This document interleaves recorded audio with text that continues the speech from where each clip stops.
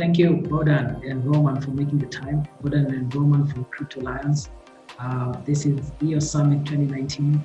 I want to give you guys a chance to briefly introduce yourself so that we can go into the awesome stuff that you guys have been working on and the things that you're excited about in the coming decade.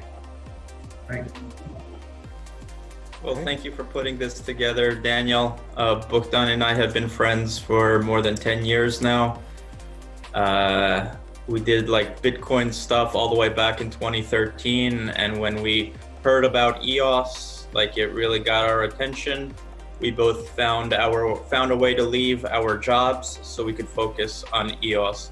Bogdan was a head of IT. I was a CTO at a media company. And we said, you know what, like now's a good time. Everything's lining up. Let's focus on EOS. And we founded Crypto Lions together with a third friend of ours, Sudeep Banerjee. Your team has been one of the most transparent block producers of the EOS ecosystem for the longest time. You constantly and consistently release your audit reports and the community updates. You have built several tools and amazing products for the ecosystem. So if you don't mind, maybe you can talk about a few things that you have built, especially the ones that have been the most meaningful to you as a team as you have brought into the ecosystem. Well, I think clearly the most popular and famous one is the Jungle testnet. I'm blessed with a partner who has superhuman abilities. Bogdan, when he gets like a hot idea in his head, he doesn't sleep, he doesn't eat, he doesn't do anything, he just works. I don't know how he does it, but I'm glad he's my business partner. So, when we launched the Jungle testnet, it was just one of several testnets. We weren't the first. Other guys did awesome work, like Eric from Sweden on the Jungle testnet. There was the Scholar testnet, the Arrowhead testnet. But, we just, Bogdan through a lot of hard work, made the Jungle very easy to use.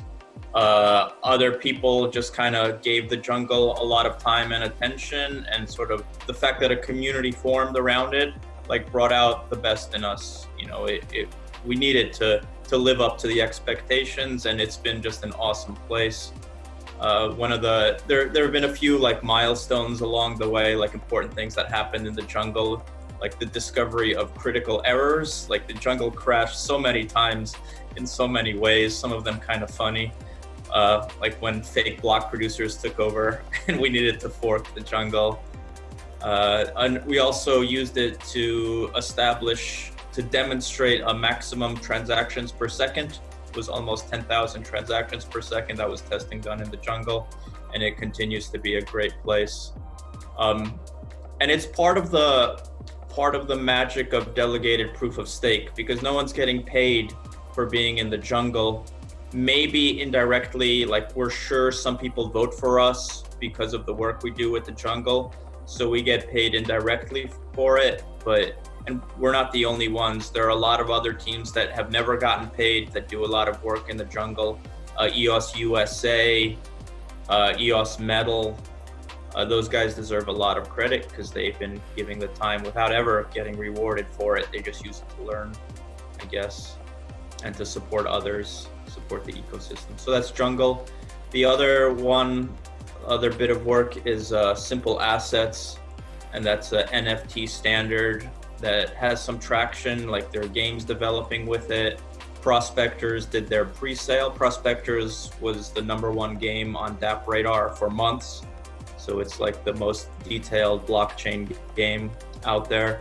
They did their pre-sale using Simple Assets, and the Wax blockchain, which is a EOS sister chain, they adopted Simple Assets as their default NFT standard.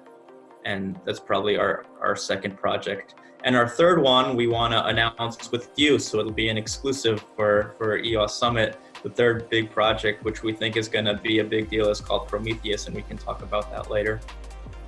Yeah, that sounds really exciting. And I want to go a bit off tangent a bit. You mentioned some really amazing products that you have built for the ecosystem. And I want to touch a bit on entrepreneurship and your experience working with the team. So what would you say has made you guys very efficient and effective in in building out some of these really amazing products and services that you issue out to the entire ecosystem. You also do some code reviews on behalf of clients and even entire protocols. And so what came together so that your team could be really effective in putting together some of these code works out there? Well, thank you for that compliment. I think a big part of it is just Bogdan being super talented and able to work like nobody I've ever met. So there's that. Aside from that, there's a little bit of luck. And then we're based in Ukraine, so I think we have access to very good and inexpensive talent. Ukraine is still sort of like a post-communist society, and there's a lot of really smart people just willing to work really hard. So that certainly helps. Oh, that's really good insight into what you guys have done. And maybe this question will go out to Bogdan. So I heard you mention the work that you've done on Jungle Chain, and we have seen how that one has evolved. I read an article on the Jungle Game Chain a few months back, and I wanted to know if that was the evolution of the Jungle Chain, and what ideas you guys had around the Jungle Game Chain. The main idea of Jungle Game Chain, it was Roman's idea. And it was described. We have the small documentation for this chain, but this project was not bringing the life, so we didn't start working on that, like making the contracts and stuff. But we believe that we will do this. Hope soon. Right. All the best in the Jungle Game Chain. It was a really exciting idea. I loved as I read through it, and it was really exciting and very different. Yeah. Well, I really love the topic because we're not working on it. I don't know how important it is, and I also don't know how many people are interested in governance. But part of the base idea is to not be a democracy, which shocks many people because they think more decentralization is better. But like, just have two sort of levels of government. Like certain things are decided democratically, but other things is decided by like a parliament.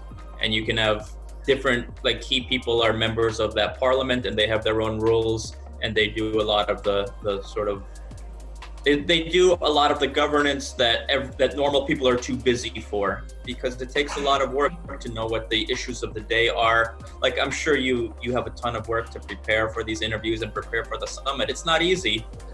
And the idea is that instead of asking everyone who's a token holder to be informed and to vote on things, you just have a parliament do that.